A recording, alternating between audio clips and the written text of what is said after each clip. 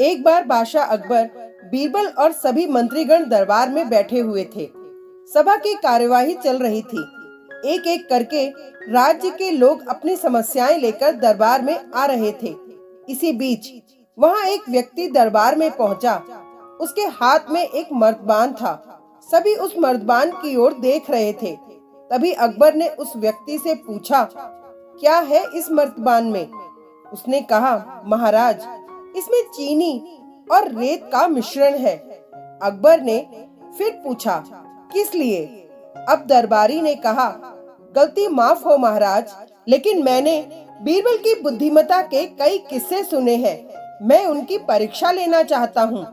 मैं ये चाहता हूँ कि बीरबल इस रेत में से बिना पानी का इस्तेमाल किए चीनी का एक एक दाना अलग कर दें। अब सभी हैरानी से बीरबल की ओर देखने लगे। अब अकबर ने बीरबल की ओर देखा और कहा, देख लो बीरबल, अब तुम कैसे इस व्यक्ति के सामने अपनी बुद्धिमानी का परिचय दोगे? बीरबल ने मुस्कुराते हुए कहा, महाराज, हो जाएगा। ये तो मेरे बाएं हाथ का काम है।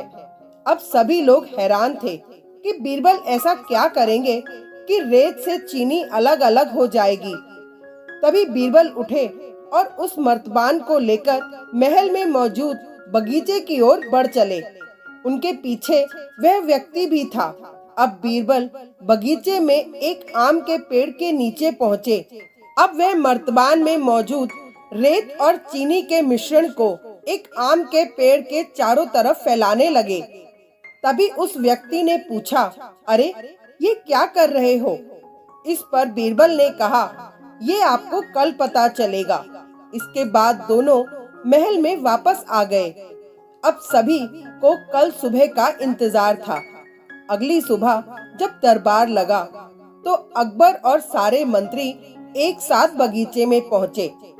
साथ में बीरबल और रेत व चीनी का मिश्रण लाने वाला व्यक्ति भी था। सभी आम के पेड़ के पास पहुंच गए। सभी ने देखा कि अब वहां सिर्फ रेत पड़ी है।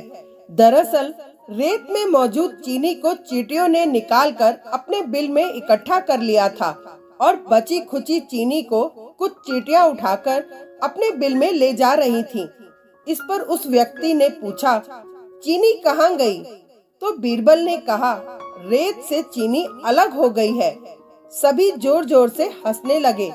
बीरबल की यह चतुराई देख अकबर ने उस व्यक्ति से कहा, अगर अब तुम्हें चीनी चाहिए तो तुम्हें चींटियों के बिल में घुसना पड़ेगा। इस पर सभी ने फिर से ठहाका लगाया और बीरबल की तारीफ करने लगे। इस कहानी से हमें यह सीख मिलती है, किसी को नीचा दिखाने का प्रयास आपके लिए हानिकारक हो सकता है। Thank you.